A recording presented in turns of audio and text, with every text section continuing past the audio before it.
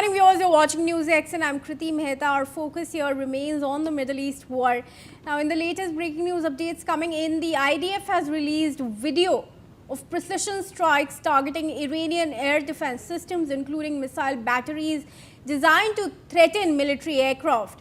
Targets were hit in Tehran, Isfahan, Tabriz and some other places in western Iran, while explosions have reportedly been heard in Karaj outside of Tehran, according to Tasneem News Agency, an IRGC-affiliated outlet. Of course, the IDF releasing those latest visuals of the precision strikes targeting Iranian air defense systems, including missile batteries.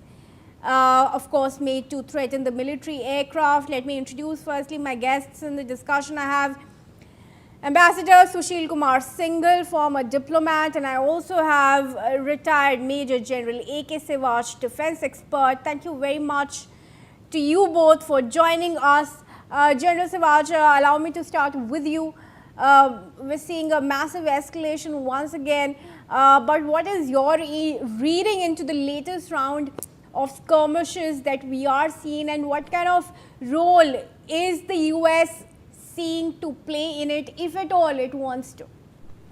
You know, as far as the US is concerned, Donald Trump does not want that war to start again, because the point is very clear that his approval ratings are going down day by day in US, and there are midterm elections in November. Now, as far as US is concerned, the inflation is highest in last 10 years, and unemployment is increased, economic condition is not too good, and therefore, as far as Donald Trump is concerned, he wants peace. He wants some sort of a peace deal to take place as far as Iran is concerned. And if you see the Iran situation, they are also not in a very good economic condition. Their $24 billion which they were asking is still, you can say, frozen. And second thing is, what is happening is the corruption level is very high, misgovernance is there, their real has fallen down almost 240 times in last 1 year. So having said that, both these countries want that some sort of peace deal should come. Whereas the Israel doesn't want this peace deal to come, because Israel, especially Netanyahu, want to push Hezbollah head of Litani River, and want to take Hezbollah almost up to the center of the Lebanon. There are 2-3 reasons. One is there is a genuine threat of Hezbollah on the northern part of Israel. Almost 1 lakh people have been displaced. The second thing is Netanyahu elections are there in October, and he knows it that if he has a robust policy against Hezbollah, there are chances of his winning. If he loses, he will go in jail. So therefore, as far as Israel is concerned, it is in his interest to keep this war on and keep on fighting against Hezbollah in Lebanon. So this is the scenario which is now prevailing. Having said that, Donald Trump still holds the key to the problem. Donald Trump can push and force Netanyahu to hold on, not to attack on Hezbollah in Lebanon, because Iran has put this condition that in case if there is no peace in Lebanon or all on the old borders, that there is not going to be any deal. Another factor which has come into is Houthi rebels, and they have also said if Iran, not only Iran, it is if Israel keeps on attacking on Hezbollah in Lebanon, they are going to close basically Bab al-Mandeb, where almost 10 to 12% of the world oil as well as other trade goes from Asia to Europe through the Red Sea. So having seen this, one can be very clear that as far as the situation is concerned, especially the US and Iran does not want war, and Iran is threatening in case if Israel keeps on attacking, there is no peace deal, and they will revolt. And second thing is Houthi rebels will close the basically Bab al-Mandeb. Having seen this condition, I think Donald Trump has put pressure on Netanyahu to keep slightly quiet, at least till the time the peace proposal and peace deal is signed. All right, sure. Now we have some updates coming in from the United States as well, where Donald Trump has spoken on the ceasefire talks with Iran, and Trump is saying that in a matter of 1 or 2 days, the situation will be clear to the United States. Ambassador Singhal, what do you make of it? And do you think Israel, that's now heading mostly on its own this time around without the support of the US as it had earlier, will be able to achieve what it set out for?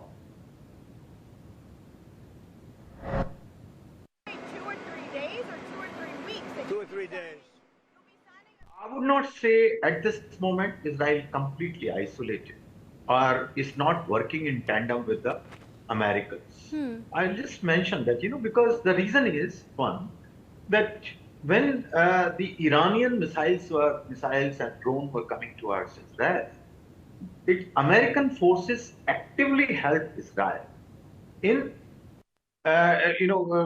taking a countermeasures. Of course, they didn't help they were not attacking jointly, but they helped them. And when President Trump says that, tells Prime Minister Netanyahu, give his warning in his own way, Netanyahu heeds to that. He has heeded. And interestingly, so is Iran. That, Iran also has said that they will not attack, and Israel also said they will not attack, of course, on the condition that we are not attacked. If we are attacked, then we'll attack. So the thing is, both Israel and Iran have heeded to the advice of President Trump, which clearly indicates that President Trump still have a sway. And also, Iran also, like US, is not very keen to prolong this dispute. They are looking for a diplomatic way out at this moment, which is very clear, because otherwise there was a good chance for Iran to continue these attacks. They have a very good excuse that Hezbollah has been, continued to be targeted by Israel, but they stop saying that, unless we are attacked, we will not. So that is very good indication. As far as the objectives of the Israel are concerned, objective of Israel are, I think, threefold. One is that, which coincide with the US. One is that they don't want Iran to have the capability to produce nuclear bomb and take care of the enriched uranium which is lying with Iran, which President Trump also wants the same thing. So they are on the same page. Second is the missiles and missile capability, ballistic missile capabilities of Iran to be controlled. President Trump also to an extent wants the same thing. And third is this region and non-state actors support by the Iran. Because for Israel, that is one of the existential, right? Because what is happening in Lebanon, Hezbollah, what is doing is that it's doing exactly the same which Israel fears. So this is the third objective which Israel has. And President Trump has an additional objective, which is the opening of the Strait of Hormuz, which has come after 28th February, which was not there earlier on the radar. So now that is, so you see to a great extent, the objectives of Israel and US, they coincide, though they are together. So I would not say that, Israel is acting will be in isolation, because the relationship between US and Israel is such that to rupture that, it requires much more than what is happening at this moment. But their objective remain the same, and I see that, the peace. But what we are seeing is right now the United States has clearly warned Israel as well that if it continues with these kind of attacks, it's pretty much on its own. In fact, I want to take that update from Donald Trump. He's, of course, spoken on the recent exchange of strikes between Iran and Israel and said that strikes have to do with Lebanon. That's what Trump has clarified, and that he wanted Israel to stop the attacks. Let's first show our viewers the full statement of Donald Trump. 2 or 3 days or 2 or 3 weeks? 2 or 3 days. You'll be signing a peace agreement? No, we have a good chance of doing it. We should be able to do it in 1 hour, if you want to know the truth. What's the biggest sticking point right now? I don't think there are any sticking points. I think we're very close to having a very, very good, strong, powerful deal. If we go and bomb, which we can do very easily if we want, and we spend another 2 or 3 weeks bombing, they'll have nothing left whatsoever, but you won't have the strait open for months. If we do the bombing, a lot of people are going to be killed. Who wants to do that? I don't. And we'll have a signed document that's actually stronger than doing the bombing. What has proven to be a very powerful thing is the blockade. The blockades turned out to be much stronger than bombing. And it was really a combination. It was our initial thrust and then the blockade. But, their economy is really suffering, and they're going to make a deal. Tonight, Jim Dolan talked about did you and Jim Dolan talk about the Penn Station project at all? But they are talking about it. We're trying to get the Penn Station. No, I said do what's right, but I want you to stop as quickly as you can, because they have to stop. It's had to do with Lebanon, and it has to stop. We want to get it finished. No. All right, General Sivaj, I want to come to you on this. What we are looking at right now as far as the global politics is concerned, both Trump and Netanyahu are looking at elections. Trump, of course, is going to face the midterms. Netanyahu is also looking at October elections, and November we are seeing the US midterms. How much of the action that these leaders are taking is influenced by those elections upcoming? Yeah, Kirti, no doubt. As far as Donald Trump is concerned, he's very keen that the Republicans should do well in midterm election, and they are in November. And his approval rating is going down day by day. Inflation is very high, and also unemployment is increased. So he's very desperate. He wants some sort of peace deal, because in round one he has already seen that the Iran by and large had an upper hand, and Iran still has a stockpile of missile, rocket and drone, and therefore it is very difficult to defeat Iran. And the best option is to have some sort of a deal. One thing good what Trump has done is that once the blockade was been very effective in Strait of Hormuz by Iran, he put a counter blockade by a naval blockade which he has put in Strait of Oman. And by doing this, what has happened is that Iran can also not send any ships out, and he cannot export his oil. And from 90% of oil goes from Kharg Island. And now their storage capacity is also full. So they have to also stop their drilling machine and drilling oil.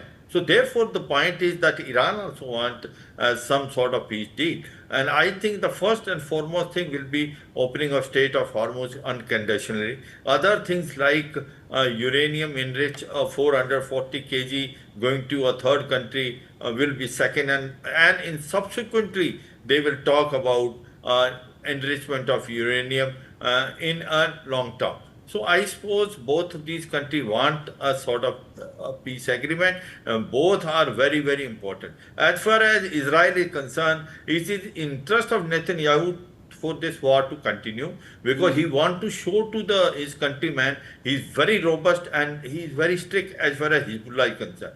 No denying the fact Hezbollah is a big problem for Israel. Their border is very close to each other. Lebanon, from southern part of Lebanon, Hezbollah is attacking on another part of Israel, and therefore, as far as Netanyahu is concerned, it wants to push the Hezbollah almost up to the center of Lebanon. It is already crossed the Litani River, and he is seeing the elections in October. He can only win election in case he shows that he is very robust and he will deal Hezbollah with the stern captivity. Now, considering this, there is a problem which is occurring is that if Israel keeps on following this policy, then Houthi rebels have already declared they will close the Bab al-Mandeb. So therefore there will be another pressure economic on the world. So therefore, considering all this, I still feel, though Netanyahu and Donald Trump do not seem to be on the same page, but Donald Trump called the shot. Donald Trump has almost given his mind to Netanyahu that he should stop now attacking Hezbollah in Lebanon, and Iran will also stop. I think both these countries will abide by his terms and conditions, and there is seemingly hope that some sort of a deal may be signed in coming future, maybe in the next 2 to 3 days. Right. Absolutely. In fact, I want to take up what JD Vance has also stated, General. He said that US and Israel have a lot of shared interests, but also some situations when Vance said, and I quote, I think where the president has been very clear here is that while Israel obviously has some objectives that it has, the US's main objective is to ensure that Iran does not have a nuclear weapon. Vance says, without actually addressing the questions posed to him. He He also asserted that over the last year and a half, the US has created the space necessary, where the president believes, and I think that he's right, that we can get the long-term settlement to Iran's nuclear deal. Ambassador Sushil Singhal, Trump has already spoken about how the blockade of Hormuz has been more effective for the end goals of US and Iran. But with regard to the nuclear question, where does US stand? Well, I think the US, for the problem with the President Trump is that he wants to improve on 2015 agreement because he jumped at the agreement saying that it has been sell out to the Iran. US has sell out because was short charge. So he need to improve upon. So for that reason, he's stuck now, because what he wants, as we said, that the capability of Iran to process or to have option has to go, and they don't want to give any enrichment capacity also or permission also, which Iran obviously is not willing to. What I see is that there will be some understanding on the enriched uranium, which is lying buried, because that obviously nobody will allow Iran to continue to have. But when it comes to enrichment or using these for the peaceful purpose, nuclear energy, there will be some moratorium, which I think it was discussed, but US initially wanted 20 years, Iran was wanting 5 to 10 years. So there will be some compromise on that on the time period, maybe 15 years or so, that only for the peaceful purposes under the supervision of the IAEA as it was in 2015. But this 60% enriched uranium will have to go, it cannot be left with the Iran. Of course, so this I see how ultimately it will play out in my view, which will satisfy, I guess, to greater extent Israel also, and other Gulf countries also, because they are also afraid of Iran. So these are the broad countries. Now, main issue I think is going to be not the nuclear device, but is the sequence. That because Iran wants that the $24 billion should be released immediately as a gesture of goodwill or trust, which President Trump is not willing, because he feels as a sellout. Because remember, the $5 billion which was given by Obama to Iran, he said that pallets of the money was given to Iran as right. So he's in a bit of a quandary. But Trump being Trump, I think he'll find a way out for this if it comes to Iran really is keen. So he will find a way out and justification, because he can always justify anything. Even defeat for him is a win. So he is a master of this. So he will work it out. But that I think that is the main point, which is where the whole discussion is about. And Iran is a master of negotiations. They know how to drag negotiations. So I think what is going to happen is, in my view, when it happens, will be that they agree on the 60 days time frame, that they have a discussion in 60 days, which will keep on dragging once because everything is if the Strait of Hormuz is open, Iran is allowed to import oil, then I think the discussion will just drag on, and they're master of this. And for sort of a suit President Trump also, because he will be able to claim victory. That I brought them to the table, and they are talking on my conditions, and the oil prices also go down, which is at the moment the most worrisome thing: the oil prices and the global stability. This is how I feel this is going to play out. What will be the time frame? Very difficult for me to say. But this war, I think, is now in the final stages. Tension will continue for some time, because that is how nowadays the war is fought. But I don't think there's an all-out war, chances of all-out war, which has, in my view, they've receded considerably. Thank you, Nidhi. All right, sure. Thank you very much for your comments there. Requested to stay on for one final comment. In fact, we have updates also from the US, where a US Army Apache helicopter gunship has gone down near the Strait of Hormuz, although, and those are the visuals also, its crew members were safely rescued.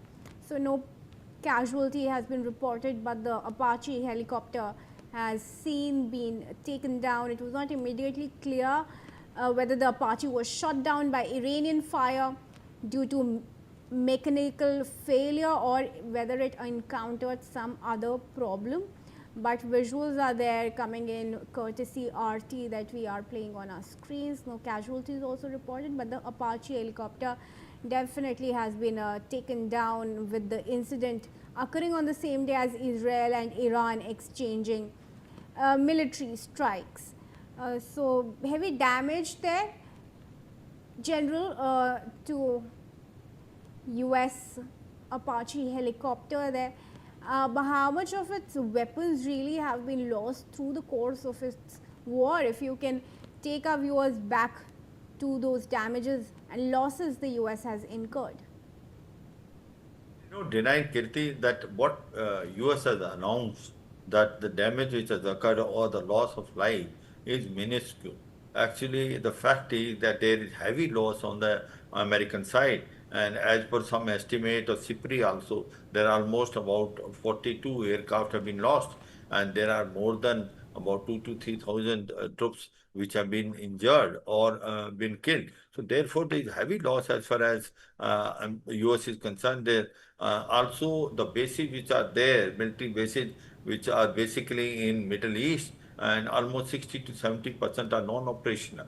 And therefore, the point is that US has got a lot of beating in the first round. And that's why the US does not want this war to start again. And since the Strait of Hormuz has become a center of gravity now, that first and foremost is this Strait of Hormuz must open, because it suits now both US as well as Iran.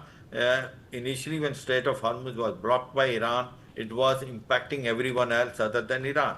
But after a naval blockade has been put by US, also Iran has been adversely affected. So I suppose that both sides want the Strait of Hormuz to open, and in case Strait of Hormuz open and some sort of peace deal is signed, you will find it will relieve the economic pressure which is there throughout the world, because the oil prices will come down, the LPG and LNG prices will come down. I think that's the thing. But as far as your question is concerned, the heavy damage which has been suffered by America in first round, especially in terms of aircraft, and second is the loss of number of you can say infrastructure in the bases which are there in Middle East.